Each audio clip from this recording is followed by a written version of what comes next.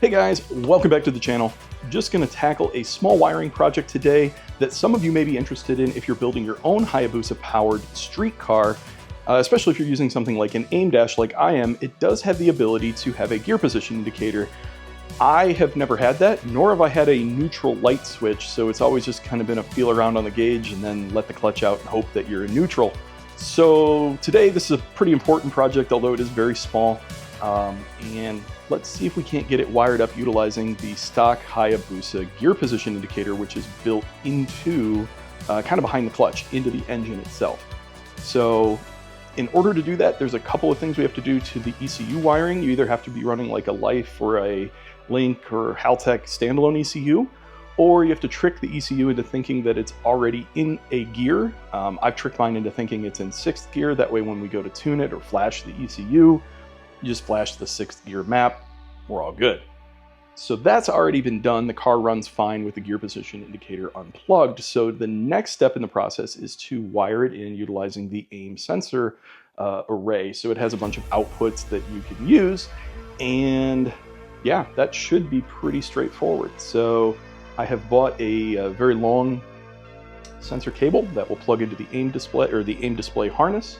I'm going to run that back. It will need a little bit of modification, which I will show you guys how to do, to hopefully get that converted from what was resistance to voltage, which the AiM can be programmed to utilize, and then I should be able to have a gear position sensor on the car. So follow along, we'll get after it. All right, so the first thing you're going to need to do this, if you're running an AiM dash like I am, it comes with the flying lead harness. I did purchase that, so I didn't have to build my own. They do a great job of building it, and it comes pre-wired with all of these different channel inputs that you can use. Now, that uses what AiM calls a 719 plug, so from them you can order a 719 extension harness, which I ordered the longest one I could get because I didn't quite know how I was going to route it back to the back of the car. And the first thing we're going to want to do is get the length set, because we are going to cut off the other end of this and convert it to a Deutsch connector, because yeah, you'll see in a second, but there's other little wiring things that need to happen in order for this to work. So get this cable out here and let's run it to the back of the car. So it's important to plan this build out just a little bit, because the AiM harness here only has like 8 channel inputs that it has available, and only some of those channels have both 12 and 5 volt reference output to power a 12 or 5 volt reference sensor. Because this is a 5 volt sensor, I don't need that 12 volt reference voltage, so I'm going to use channel 5, 6, or 7, and that, again, your mileage may vary depending on what sensor you're hooking up, but if you are doing this, you'll need the 5 volt reference sensor. So let's see if we can't find channel 7. That'll work. Now that is a keyed cable, it only goes together one way, so I'm just going to run it to the back of the car here and see how much length we're going to need. Alright, so I've ran the length of the cable, I just kind of test fit it to the car, and I put a little mark here on the cable where I can cut it. And then what's going to happen next is, I don't want to say complicated, but if you haven't done a lot of electrical wiring, it is a little bit different. So the way, we'll start with the factory ECU. So the factory Hayabusa ECU provides a 5 volt output to the sensor. It has an internal 1K pull-up resistor, so when it is getting that back, or getting the voltages back for the gear position indication, that 1K pull-up resistor is already in place. So I'm actually, because the AiM doesn't have that ability, I'm gonna have to add my own into the harness. So some ECUs, like if you've got a Link ECU, I know does this, and I'm pretty sure your other Haltech and your other name brand ECUs will probably also do that. You can get a 5 volt output with a 1K pull-up resistor internally, and I think a lot of them do have that, but the Link does not have that option. So it's pretty easy just to wire one in. I'll show you guys how to do that. And then once that's wired in, I'm also going to convert it to a Deutsch connector plug, and I'm going to do that on both ends. That's a OEM Hayabusa plug. I'm going to try to preserve it in case it ever has to go back. I don't think it ever will, but I'm going to preserve it in case I have to do that. But I'm going to convert it to a Deutsch connector because that's just a little bit easier for me to work with than these like 719 pins are very, very, very delicate and fine to work with. So these are just a lot easier for for the equipment that I have, I'm already set up for that. So we're gonna cut that wire off, get everything stripped down, add that 1K pull-up resistor, and then that will allow us then to run a voltage into the Link ECU. So here we go.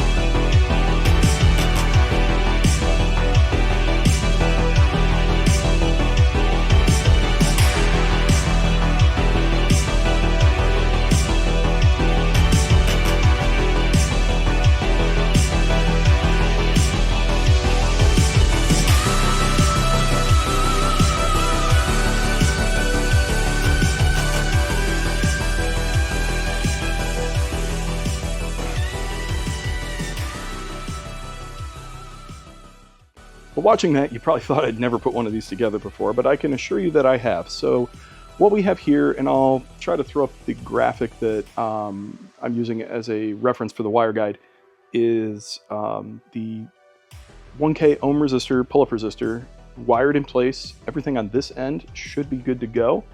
Now I just have to get the Deutsch connector put onto the vehicle side, and we'll plug it in and test it.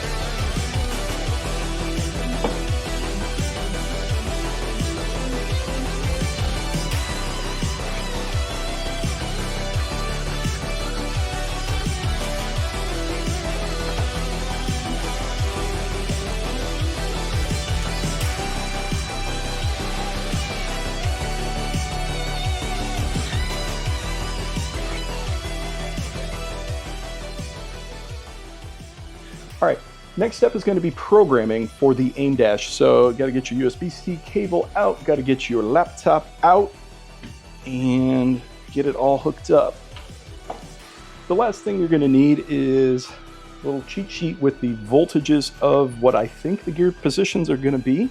That may need tweaked just a little bit, and it may need tweaked kind of car to car. It should be fairly universal because we're working off resistances, and if you have a stable 5-volt reference setup, it should be the same. But if your 5-volt reference isn't quite stable or it's off a little bit, it could skew these numbers as well. So fire up Race Studio, fire up the car, remember how to connect AiM devices. So the first thing you're going to have to do is build a new custom sensor. AiM has some wonderful videos online on how to do this, so I'm not going to share my screen. One, I don't know how to get a good screen recording off a Windows laptop. I'm not really a Windows guy. And 2, they are better at it than I am, so I'm going to just reference that for you guys. But we're going to make a new sensor, and I'm going to call it gear position. Okay, so they have updated their software, and they do offer a pull-up resistance for AiM if you're using their PDM. I am not, so I'm going to have to set the value per gear. So once you're done setting everything up, you can go ahead and transmit. Now I'm going to do just a little bit of testing. It's not quite how I need it to be yet. There's one more step I'm going to have to do because right now it's just displaying the voltage, but I'm going to double check my math here. All right, so first gear I was off a little bit is actually 1.91 volts. Second gear 2.29. So this is where I just needed to do some verification.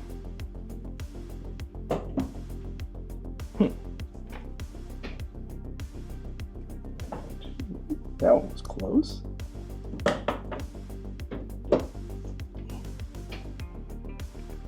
That one was close.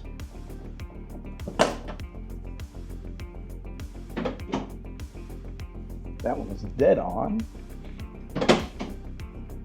And that one was dead on. So,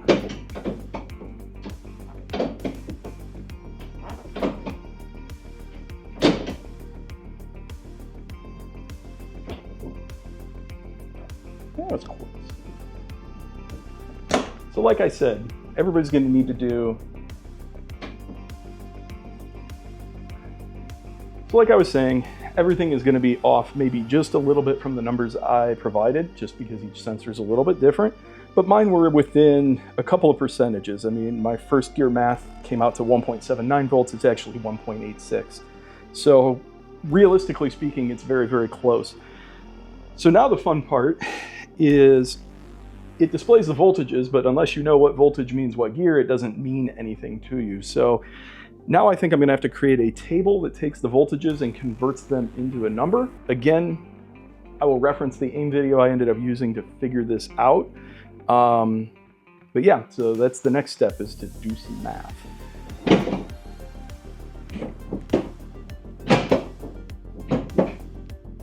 All right, guys, that pretty much wraps it up for today's video. I've got a gear position indicator for the first time on this car. Super exciting, gonna be really helpful. The only thing that was a little weird that I've got to get sorted out is there is a 0 instead of a N for neutral.